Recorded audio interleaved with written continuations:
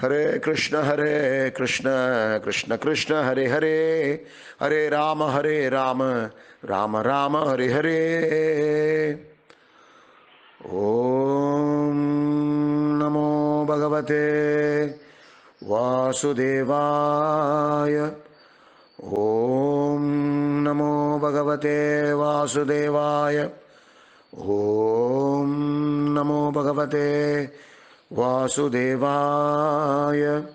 Narayanam Namaskritya Naram Chaiva Narottamam Devim Saraswatim Vyasam Tato Jayamudirayet Nashtaprayeshu Avatreshu Nityam Bhagavata Sevaya Bhagavatir Uttama Sloke Bhaktir Bhavatir Naishtiki. Srimad Bhagavatam முதல் ஸ்கந்தம் 9வது அத்தியாயம். இன்றைக்கி நாம் பார்க்க போகிற ஸ்லோகங்கள் 47, 48, 49.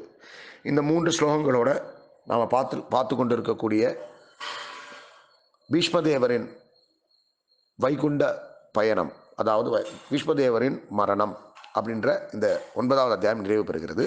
10வது அத்தியாயம் துவங்க போகிறது. இந்த 9வது அத்தியாயத்தில் இப்போது நாம் 47வது ஸ்லோகம், முதல் ஸ்கந்தம் 9வது அத்தியாயம் 47வது ஸ்லோகம் என்னென்னு பார்க்கலாம். இதுக்கு முன்னாடி பீஷ்மதேவர் யுதிஷ்டிர மகாராஜனுக்கு மரணப்படுக்கையில் அம்பு படுக்கையில் படுத்துக்கொண்டு பல உபதேசங்களை கொடுத்தால், வர்ணாசிரம தர்மத்தை பற்றி சொன்னார். எல்லாம் சொல்லிட்டு என்ன சொன்னார்னா, இதோ உன் பக்கத்தில் நிற்கிறாரே கிருஷ்ணர், இந்த கிருஷ்ணர் நீ ஏதோ உங்களுடைய சொந்தக்காரர், உங்களுடைய நலன் விரும்பி, உங்களுடைய தேரோட்டி, உங்களுடைய நண்பன், இப்படிலாம் நீங்கள் நினச்சிட்ருக்கீங்க. ஆனால் அவர் அப்படி இல்லை. அவர் பகவான் மூல முழுமுதற் கடவுள் கிருஷ்ணர். அவர் தான் எல்லாத்துக்கும் ஆதி, அவர்கிட்ட தான் எல்லாமே வருது, வேற எதுவுமே கிடையாது அப்படின்னு சொல்லிட்டு அதை சாத்தியப்படுத்துவதற்காக, அதை நிரூபிப்பதற்காக அவரே தன்னுடைய மரண வேளையில் பகவான் கிருஷ்ணரின் மீது தன்னுடைய கண்களை அகல விரித்து பகவானுடைய திருப்பாதத்திலும் திருமுகத்திலும் பதித்து விட்டார். பகவானை பார்த்துக்கிட்டே தன்னுடைய பிராணனை விட்டார். பீஷ்மாச்சாரியர் 12 மகாஜனங்களில் ஒரு மகாஜனம். அவர் ரொம்ப முக்கிய. மகாஜனங்கள் ஏன் பாகவதம் சொல்லுதுன்னா, இந்த 12 மகாஜனங்கள், அதாவது சிவபெருமான் வருவார், சுகதேவ கோஸ்வாமி வருவார், வியாசர் வருவார், நாரத மாமுனிவர் வருவார்.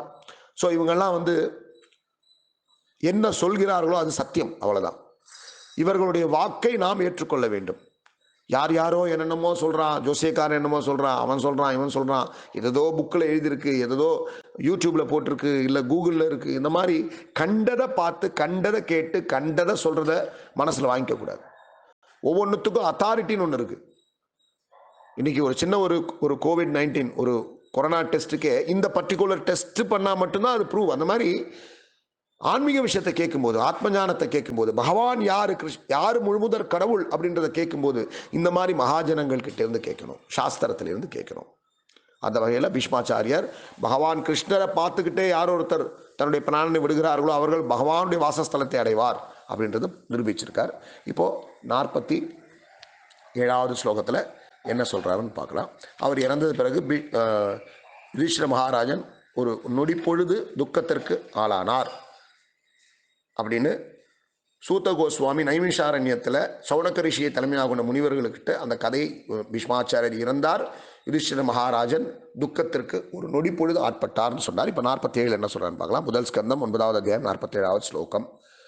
துஷ்டுர்முனயோரிஷ்டாஹ கிருஷ்ணம் தத்குஹ்ய நாமபஹி ததஸ்தே கிருஷ்ண ஹிருதயாஹ ஸ்வாஸ்ரமான் பிரயயுஹு புனஹ.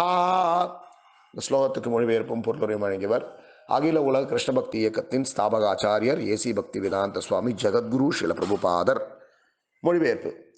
பிறகு மாமுனிவர்கள் அனைவரும் அங்கிருந்த பகவான் ஸ்ரீ கிருஷ்ணரை திவ்ய வேத மந்திரங்களால் போற்றி புகழ்ந்தனர். அதன் பிறகு அவர்கள் அனைவரும் பகவான் ஸ்ரீ கிருஷ்ணரை தங்களது இதயத்தில் தாங்கியவாறு அவரவர் ஆசிரமங்களுக்கு திரும்பினர். பீஷ்மாச்சாரியருடைய மரண செய்தியை கேட்டவுடனே பல ரிஷிகளும் முனிகளும் தேவர்கள் முதல் கொண்டு அங்கே வந்தார்கள். ஏன்னா ஒரு மிகப்பெரிய ஒரு மகாஜனம், ஒரு பாகவதர், ஒரு உயர்ந்த பக்தர், ஒரு புண்ணிய ஆத்மா, தர்மாத்மா. இந்த ஆத்மா இன்னைக்கு இந்த உலகத்தை விட்டு வைகுண்ட லோகத்துக்கு போகுதுன்னு சொன்னால் அது கொண்டாடப்பட வேண்டிய விஷயம். அதனால தான் ஆச்சாரியர்களோ குருமார்களோ இறந்த நாளையும் கொண்டாடுவார்கள். பொதுவாக என்ன, இறந்த நாளில் துக்கத்தை அனுசரிப்பார்கள். எல்லாரும் கருப்பு சட்டை போடுறது, இல்லை ஒருத்தர் இறந்துட்டாருன்னா அந்த நாளை அப்படியே வருத்தப்படுறது. ஆனால் இன்னைக்கு சில நாத்தியவாதிகள் கூட அந்த நாத்திய தலைவன் இறந்த அந்த நாளை இறந்த நாள்னு சொல்லி போட்டு கொண்டாட தான் செய்கிறாங்க. அப்போ அவங்க இன்டைரக்டா ஒரு ஆத்மா இறந்தா அது சொர்க்கத்துக்கோ இல்லை மேலுலக வைகுண்டத்துக்கோ போகுன்ற நம்பிக்கை அவங்களும் இருக்கு. அதனால தான் செய்கிறான். இல்லைன்னா நீ துக்கம்லாம் பண்ணணும். உன்னுடைய தலைவன் இறந்தால் நீ உட்காந்து ஓன் ஒப்பாரியில் வைக்கணும். அந்த நாளை ஏன் செலிப்ரேட் பண்ற? ஆக இந்த பீஷ்மாச்சாரியர் என்ற இந்த மகாஜனன் அவர் பாகவதர் இந்த பகவானை தரிசனம் பண்ணிட்டே போறான்றது ஒரு மிகப்பெரிய எடுத்துக்காட்டு. இந்த எடுத்துக்காட்டை பார்க்கறதுக்கு பல ரிஷிகளும் முனிகளும் தேவர்கள் முதல் கொண்ட கிருஷ்ணர் முதல் கொண்டு அங்கே இருக்கார். வியாசதேவர் கிருஷ்ணர் அங்கே வர காரணம் தன்னுடைய பக்தனான பீஷ்மாச்சாரியருக்கு அவர் ஒரு நற்கதியை கொடுக்க வேண்டும் என்பதற்காக வந்தார். அந்த வகையில் பல முனிவர்கள் அங்கே பகவான் கூட கூடியிருந்தார்கள். இப்படி பீஷ்மாச்சாரியர் பகவானை பார்த்துக்கிட்டே எல்லோருக்கும் ஒரு எடுத்துக்காட்டாக இருந்து தன்னுடைய மரணத்தை நிரூபித்த பிறகு எல்லோரும் வேத மந்திரங்களால், திவ்ய வேத மந்திரம், திவ்ய அப்படின்னா டிரான்சிடென்டல், எப்பவுமே இருக்கும். அது உன்னதமான அர்த்தம். உன்னதம் அப்படின்னா அது தோன்றி மறையக்கூடிய விஷயம் அல்ல, அது என்னைக்குமே இருக்கும். அது பௌதிகம் இல்லை, ஆன்மீகம். இந்த திவ்ய வேத மந்திரங்களால் பகவான் ஸ்ரீ கிருஷ்ணரை அங்கிருந்த அனைவரும் போற்றி புகழ்ந்தார்கள் அப்படின்னு சொல்லப்பட்டிருக்கு. மாமுனிவர்கள் அனைவரும் அங்கிருந்த பகவான் ஸ்ரீ கிருஷ்ணரை திவ்ய வேத மந்திரங்களால் போற்றி புகழ்ந்தனர். இது பகவத்கீதையில 15வது அத்தியாயத்தில் 16வது ஸ்லோகத்தில் உறுதி செய்யப்படுகிறது. கிருஷ்ணர் சொல்றார், இந்த வேத மந்திரங்கள் வேதேஷு சர்வைர் அகம் ஏவ வேத்யா வேதாந்தவித் வேத கிருத் அப்படின்னு சொல்றார். அதாவது என்னன்னா, இந்த வேத மந்திரங்கள், உபனிஷதங்கள், வேதாந்தம், புராணங்கள், இதிகாசங்கள், இது எல்லாமே எதுக்கு கொடுக்கப்பட்டிருக்கு? என்னை அறிவதற்காக, நானே முழுமுதற் கடவுள் என்பதை புரிந்து கொள்வதற்காக வேத மந்திரங்கள் கொடுக்கப்பட்டிருக்கு. நீ வேதத்தை படிச்சுட்டு கடவுளுக்கு உருவம் இல்லை, கடவுள் ஒளி, கடவுள் சூன்யம், கடவுள் அது இதுன்னு சொல்றது முட்டாள்தனம். பகவான் சொல்றார், நேரா ஸ்ட்ரைட்டா சொல்றார் கிருஷ்ணர், வேதம் மூலமாக நீ என்னை தான் தெரிந்து கொள்ளப் போகிறாய். அது இங்கிருந்த எல்லா ஆச்சாரியர்களுக்கும், மாமுனிவர்களுக்கும், ரிஷிகளுக்கும், தேவர்கள் முதல் கொண்டு அனைவருக்கும் தெரியும். அதனாலதான் பீஷ்மாச்சாரியாருக்கு பகவான் வைகுண்ட பிராப்தியை கொடுத்தவுடன் அந்த பகவானை அனைவரும் வேத மந்திரங்களால் போற்றி புகழ்கிறார்கள். அப்ப அந்த வேதத்தை உச்சரிக்கக்கூடிய சமஸ்கிருதம் எவ்வளவு உயர்ந்தது நம்ம புரிஞ்சுக்கணும். வேத பாஷை, தேவ பாஷை, வேதம் சமஸ்கிருதம் மூலமாக தான் வருகிறது. தேவர்கள் உச்சரிக்கக்கூடிய வார்த்தைகளும் சமஸ்கிருதமாக இருக்கிறது. எந்த மொழியை முயற்சி சொல்வதற்காக அல்ல, இது சான்று. இந்த வேத மந்திரம் இங்கு சொல்லப்பட்டிருக்கு, வேத மந்திரம் அப்படின்னு. அதே நேரத்தில் ராமானுஜ ஆச்சாரியார் மாதிரி உயர்ந்த ஆச்சாரியர்கள் அந்த சமஸ்கிருத வேத மந்திரத்தை திராவிட வேதமாக தமிழில் பாசுரங்களாக கொடுத்திருக்கிறார்கள். அந்த வேத மந்திரத்துக்கும் இதுக்கும் வித்தியாசம் இல்லை. அப்படின்னா என்ன? எந்த மொழியாக இருந்தாலும் பகவானை போற்றக்கூடியதாக இருந்தால் அது உயர்ந்தது, அவ்வளவுதான். நீ தமிழ் பெருசு பெருசுன்னு நீ ஒரு அழியக்கூடிய மனிதனை நீ புகழ்ந்து புகழ்ந்து பாடிக்கிட்டு இருந்தனா, நீ காதல் பாடல்களை ஏற்றிக்கொண்டிருந்தால், நீ அழியக்கூடிய இந்த உடல் சம்பந்தப்பட்ட விஷயங்களை நீ பாடிக்கொண்டிருந்தால், எழுதி கொண்டிருந்தால், பேசிக்கொண்டிருந்தால், அது தமிழாக இருந்தாலும் சரி, சமஸ்கிருதமாக இருந்தாலும் சரி, இந்தியாக இருந்தாலும் சரி, ஆங்கிலமாக இருந்தாலும் சரி, அது தாழ்ந்த மொழி. ஆனால் பகவானை பற்றி பேசக்கூடிய வார்த்தையாக இருந்தால், அது சமஸ்கிருதமாக இருந்தாலும் சரி, தமிழாக இருந்தாலும் சரி, எந்த மொழியாக இருந்தாலும் சரி, அது உயர்ந்தது. இப்படிதான் பார்க்கணும். சும்மா நம்ம ஒரு மொழியில பிறந்துட்டோம்னா அதுதான் பெருசுன்னு கோலோச்சக்கூடாது. ஆக என்ன தெரிய வருதுன்னா, பகவானை புகழ்ந்து பேச, அதுக்குதான் ராமானுஜாச்சாரியர் அற்புதமா திராவிட வேதம் அப்படின்னாரு. பாசுரங்களை தமிழுக்கு அது அல்லவோ பெருமை. ஏதோ ஒரு காதல் பாட்டு எழுதி, ஏதோ ஒரு ஒரு ஒரு ஒரு அழியக்கூடிய ஒரு மனிதரை பற்றி புகழ்ந்து பேசி என்னென்னமோ இலக்கியங்கள் எழுதுறதுல தமிழுக்கு பெருமை அல்ல. பிறப்பு, இறப்பு, முதுமை, வியாதி என்ற கர்ம பந்தத்திலிருந்து ஒரு ஆத்மாவை விடுவிக்கக்கூடிய அந்த பாசுரங்கள், அந்த திராவிட வேதம் தமிழில் இருப்பது பெருமை. அதே போல் 63 நாயன்மார்கள் இயற்றி இருக்கக்கூடிய பதிகம் பெருமை, திருக்குறள் பெருமை. திருக்குறள் நாத்திகர்கள் கொண்டாடுறாங்க. ஆனால் திருக்குறள் என்ன சொல்லப்பட்டிருக்கு? ஆதி பகவான் முதற்றே உலகம். முதல் ஸ்லோகத்திலே சொல்லியாச்சு, பகவான் தான் முதல்ல, ஆதி பகவான் முதற்றே உலகம், அவர்கிட்ட தான் எல்லாம் உருவாகும். அப்ப நாத்திகம் உடைந்து விட்டது. திருக்குறளை ஏற்றுக்கொள்பவர்கள், திருக்குறளை புகழக்கூடியவர்கள் பகவானை ஏற்றுக்கொள்ள வேண்டும். ஸோ அந்த வகையில் இங்கே என்ன சொல்லப்பட்டிருக்குன்னா, பிற முனிவர்கள் அனைவரும் அங்கிருந்த பகவான் ஸ்ரீ கிருஷ்ணரை திவ்ய வேத மந்திரங்களால் போற்றி புகழ்ந்தனர். அதன் பிறகு அவர்கள் அனைவரும் பகவான் ஸ்ரீ கிருஷ்ணரை தங்களது இதயத்தில் தாங்கியவாறு அவரவர் ஆசிரமங்களுக்கு திரும்பினர். ஏன்னா எல்லோருடைய ஹிருதயத்திலும் கிருஷ்ணர் இருக்கார். கடவுள் இல்லை, கிருஷ்ணர் இல்லைன்னு சொல்லக்கூடியவருடைய இதயத்தில் கிருஷ்ணர் இருக்கார். ஆனால் அந்த கிருஷ்ணரை அனைவரும் உணர்வதில்லை. பாகவதர்கள், பக்தர்கள் உணர்ந்து கொள்கிறார்கள். ஸோ பகவானும் அந்த தன்னை உணர்ந்து ஹிருதயத்தில் பரமாத்மா இருக்கார் இல்லையா, அவர் அந்த பக்தனுக்கு பக்தியில் மேலோங்க எல்லா உதவியையும் குருமார்கள் மூலமாக, வேத மந்திரங்கள் மூலமாக, பகவானுடைய நாமத்தின் மூலமாக நடந்து கொண்டே இருக்கிறது. வேத மந்திரங்களால் புகழ்ந்தார்கள் எப்படின்னா, நாமவிகி கிருஷ்ணம் தத் குஹ்ய நாமபி, ரகசியமான மந்திரங்கள். அந்த ரகசியமான மந்திரத்தில் ஒரு மந்திரம் தான் இன்னைக்கு எப்படி ஓம் நமோ நாராயணாய என்ற மந்திரம் இன்னைக்கு ராமானுஜாச்சாரியர் முன்னாடி 1000 வருஷத்துக்கு முன்னாடி வந்ததோ, அந்த மாதிரி 500 வருஷத்துக்கு முன்னாடி சைத்தன்ய மகாபிரபு மூலமா ஹரே கிருஷ்ண கிருஷ்ண கிருஷ்ண ஹரே ஹரே, ஹரே ராம ராம ராம ஹரே ஹரே, இந்த குஹ்ய நாமபிகி, இந்த ரகசியமான மந்திரம் எல்லோருக்கும் கிடைத்தது. அதை இப்போ ஒரு 50 வருஷத்துக்கு முன்னாடி, 60 வருஷத்துக்கு முன்னாடி ஜெகத்குரு ஸ்ரீல பிரபுபாதர் உலகம் முழுக்க கொண்டு போய் சேர்த்திருக்கார். ஸோ அந்த வகையில் பிறகு மாமுனியவர்கள் அனைவரும் அங்கிருந்த பகவான் ஸ்ரீ கிருஷ்ணரை திவ்ய வேத மந்திரங்களால் போற்றி புகழ்ந்தனர். அதன் பிறகு அவர்கள் அனைவரும் பகவான் ஸ்ரீ கிருஷ்ணரை தங்களது இதயத்தில் தாங்கிவாறு அவரவர் ஆசிரமங்களுக்கு திரும்பினர். எல்லோரும் அவரவர்களுடைய அந்த ரிஷிகள் முனிகள் ஆசிரமங்களுக்கு சென்றார்கள் சொல்லப்பட்டிருக்கு. இப்போ 48 என்ன சொல்லப்படுதுன்னு பார்ப்போம். ததோ யுதிஷ்டிரோ கத்வா சஹ கிருஷ்ணோ கஜாவயம் பிதரம் சாந்த்வயாம் ஆச காந்தாரீம் ச தபஸ்வினீம். ஸ்லோகத்துக்கு மொழிபெயர்ப்பும் பொருளையும் வழங்குவர் அகில உலக கிருஷ்ண பக்தி இயக்கத்தின் ஸ்தாபகாச்சாரியர் ஜெகத்குரு ஸ்ரீல பிரபுபாதர். அதன் பிறகு யுதிஷ்டிர மகாராஜன் பகவான் ஸ்ரீ கிருஷ்ணரால் தொடரப்பட்டவராய் தலைநகரான அஸ்தினாபுரத்திற்கு சென்றார். அங்கு அவரது பெரியப்பாவுக்கும் தபஸ்வினியாக இருந்த பெரியம்மா காந்தாரிக்கும் அவர் ஆறுதல் கூறினார். அஸ்தினாபுரம் என்பது உலகத்திற்கே தலைநகரமாக இருந்தது. இன்னைக்கு இந்தியாவுக்கு தலைநகரமாக இருக்கு டெல்லி, அதான் அஸ்தினாபுரம். ஸோ இந்த அந்த இடத்துல துரியோதனன், கௌரவர்களுடைய தந்தையான திருதராஷ்டிரரும் அவருடைய மனைவியான காந்தாரியும் இருந்தார்கள். தன்னுடைய மகன்கள் அனைவரும் அந்த குருக்ஷேத்திர போர்க்களத்தில் இறந்து விட்டார்கள் என்ற செய்தி அவர்களுக்கு மிக துக்கத்தை கொடுத்தது. இப்பொழுது பீஷ்மாச்சாரியரும் இறந்து விட்டார். தன்னுடைய பெரியப்பா, அவருக்கு பெரியப்பா பீஷ்மாச்சாரியர், யாருக்கு? திருதராஷ்டிரருக்கு. யுதிஷ்டிர பாண்டவர்களுக்கும் கௌரவர்களுக்கும் அவர் தாத்தா. ஸோ தன்னுடைய பெரியப்பாவும் இறந்து விட்டார் என்ற அந்த செய்தி அவர்களை இன்னும் துக்கத்தில் ஆழ்த்தும். அதனால் யுதிஷ்டிரர் என்ன நினைச்சார்னா, கிருஷ்ணரோடு அங்கே போய் அவருக்கு ஆறுதல் சொல்வதற்காக அந்த அஸ்தினாபுரத்திற்கு சென்றார். கிருஷ்ணரும் சென்றார், கிருஷ்ணரும் ஆறுதல் கூறினார், யுதிஷ்டிர மகாராஜனும் ஆறுதல் கூறினார்.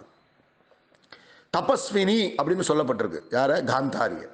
ஏன்னா எந்த ஒரு மனைவி தன்னுடைய கணவனை பின்பற்றுகிறார்களோ அவள் தபஸ்வினி.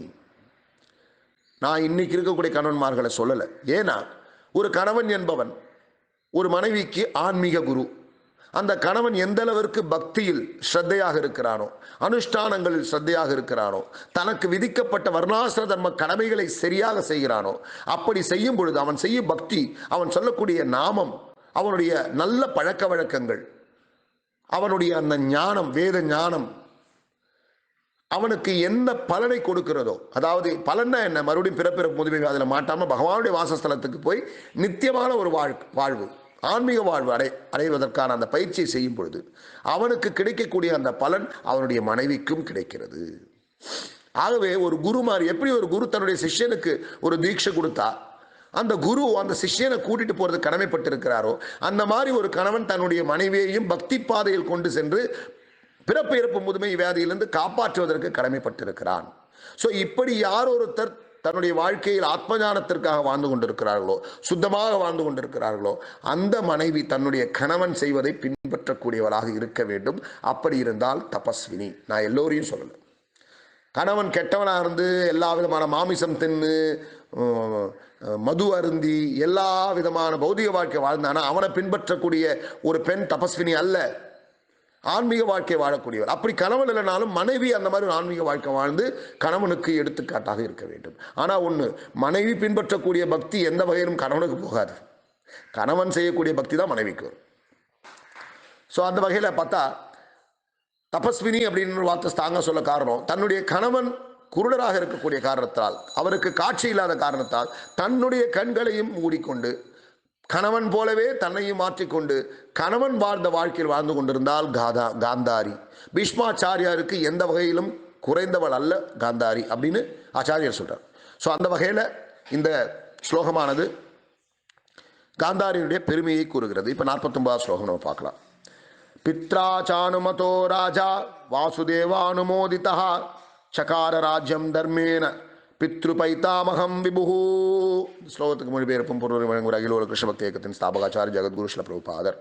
இதன் பிறகு ராஜரிஷியான யுதிஷ்டிர மகாராஜன் அவரது பெரியப்பனின் அனுமதியுடன் பகவான் ஸ்ரீ கிருஷ்ணரால் ஊர்ஜிதப்படுத்தப்பட்ட சட்டங்களுக்கும் அரச நீதிக்கும் ஏற்ப உறுதியாக அரசாட்சியை நடத்தி வந்தார். இதுக்கப்புறம் ராஜரிஷியான யுதிஷ்டிர மகாராஜன் அவர் ராஜராக இருந்தாலும் ராஜரிஷி, ஒரு ரிஷியை போல் வாழ்ந்தார். அந்த ராஜரிஷி எப்படின்னா அவர் தன்னுடைய அரசாட்சியில் இருக்கக்கூடிய மக்கள் பக்தி பாதையை சரியாக பின்பற்றுகிறார்களா, வர்ணாசிரம தர்மம் தனக்கு கொடுக்கப்பட்ட அந்த கடமையை பிராமண சத்திரிய வைசிய சூத்திர கடமையை கரெக்டாக பின்பற்றுகிறார்களா என்பதில் மிகவும் கவனமாக இருந்தார். தானும் வேதத்தை பின்பற்றினார், மக்களையும் வேதத்தை பின்பற்ற செய்தார், மக்களுக்கு தேவையான எல்லா செழிப்புகளையும் கொடுத்தார், மக்களை பாதுகாத்தார்.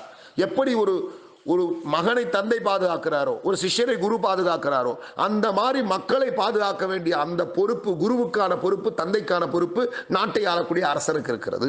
அப்படி ஒரு அரசாட்சியை அவர் நடத்தினார். சும்மா வரி வசூலிச்சு அதை தின்றது மட்டும் கிடையாது. இந்த காலத்து அரசியல்வாதிகள் மாதிரி இந்த காலத்து அரசியல்வாதிகள் தானும் மோசமானவர்களாக இருக்கிறார்கள். அவர்கள் எல்லா பாவகாரியங்களும் செய்கிறார்கள். அவர்களை தேர்ந்தெடுக்கக்கூடிய மக்களும் எல்லா பாவகாரியங்களும் செய்கிறார்கள். இப்படி பாவ வாழ்க்கை வாழ்ந்து கொண்டிருக்கிற ஒருவனை தேர்ந்தெடுப்பது என்பது இந்த காலத்து சட்டம். ஆனால் அந்த காலத்தில் அப்படி கிடையாது. பரம்பரையா வந்தாலும் அவன் 5 வயசுல போய் குருகுலத்துக்கு போய் எல்லா நியாய தர்மங்களை எல்லாம் கத்துக்கிட்டு வில்வித்தையில சிறந்தவனாக இருந்து முழுமையாக நாட்டை ஆள்வதற்காக அவனை தேர்ந்தெடுத்து கொண்டு வருகிறார்கள். எப்படி நீங்க ஒரு மிலிட்டரியில சேரணும்னா என்ன பயிற்சி, ஏர்ஃபோர்ஸ்ல சேரணும்னா என்ன பயிற்சி கொடுக்கப்படுது, எவ்வளவு கடினமான பயிற்சி, உங்களுக்கு நல்ல டிசிப்ளின் சொல்லிக் ஒழுக்கம் சொல்லிக் கொடுக்கப்படும். அந்த மாதிரி ஒரு நாட்டை ஆளக்கூடிய அரசனை முதல்ல ஒழுக்கமானவனாக மாற்றி தான் கொண்டு வந்து அரசாட்சியில் உட்கார வைப்பாங்க. இன்னைக்கு இருக்கிற மாதிரி திடீர்னு ஏதோ மக்கள் காசுக்கு ஓட்டு போட்டோ ஏதோ முட்டாள்தனமா ஒரு ஓட்டு போட்டு ஒரு மன்னனை செலக்ட் பண்ற மாதிரி கிடையாது. அந்த மாதிரி எல்லா விதமான தகுதி இருந்தனால ராஜரிஷியான யுதிஷ்டிர மகாராஜன் அவரது பெரியப்பனின் அனுமதியோட, அதாவது திருதராஷ்டிரருடைய அனுமதியோட பகவான் ஸ்ரீ கிருஷ்ணரால் ஊர்ஜிதப்படுத்தப்பட்ட சட்டங்களுக்கும் அரச நீதிக்கும் ஏற்ப கிருஷ்ணர் இதை செய்யறது செய்யக்கூடாது. தர்மஸ்து சாட்சாத் பகவத் பிரணீத்தம். கிருஷ்ணர் என்ன சொல்றாரோ அதான் தர்மம். ஸோ அந்த வகையில் பகவான் இதெல்லாம் சட்டங்கள், இதெல்லாம் அரச நீதினு அவர் என்னத்தை ஊர்ஜிதப்படுத்தினாரோ அதை உறுதியாக பின்பற்றி அந்த அரசாட்சியை யுதிஷ்டிர மகாராஜன் நடத்தி வந்தார். இப்படி யுதிஷ்டிர மகாராஜன் குருக்ஷேத்திர போர்க்களத்திற்கு பிறகு நாட்டை ஆளக்கூடிய மாமன்னராக அரியணையில் அமர்ந்தார். அற்புதமான அரசாட்சியை கிருஷ்ணரின் துணை கொண்டு செய்தார் அப்படின்னு இந்த 49 ஸ்லோகம் மூலமா 9வது அத்தியாயம் நிறைவு பெறுகிறது. பகவானுடைய கிருபையால, ஆச்சாரியருடைய அனுகிரகத்தால, குருவுடைய கருணையால இந்த 9வது அத்தியாயம் பக்திவேதாந்த சுவாமி ஸ்ரீல பிரபுபாதருடைய பொருளுரைகள் நிறைவேறுகிறது. 10வது அத்தியாயம் தொடங்க போகிறது. கிருஷ்ணர் இப்போ இங்கிருந்து துவாரகைக்கு போக போகிறார், தன்னுடைய இடத்திற்கு. என்ன நடக்கிறது இனி வரக்கூடிய ஸ்லோகங்களை பார்க்கலாம். இன்றைய நாள் நல்ல ஒரு நாளாக அமையணும்னு ஹரே கிருஷ்ண மகாமந்திரத்தை சொல்லி நாளை தூங்கலாம். ஹரே கிருஷ்ண கிருஷ்ண கிருஷ்ண ஹரே ஹரே, ஹரே ராம ராம ராம ஹரே ஹரே. ग्रंथरा श्रीमद् भागवतम की जय, जगद्गुरु श्रील प्रभुपाद की जय, गुरुदेव की जय. सर्वं श्री कृष्णार्पणमस्तु. ओम तत्सत.